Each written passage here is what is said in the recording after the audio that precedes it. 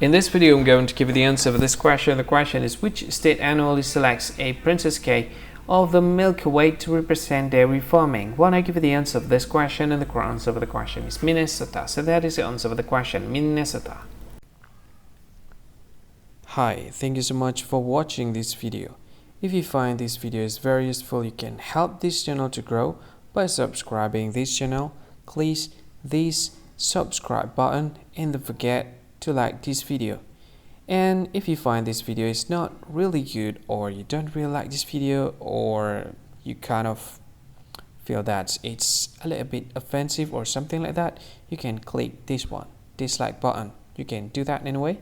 And if you want to share this video with your friend, you can share it by clicking this share button, and you can share it to any social media that you wish that is currently available at this time, like Facebook, Twitter, LinkedIn, and many others. Right? And if you want to add this video to your playlist, you can click this one. You can watch this video later, and you can find more options by clicking these three dots.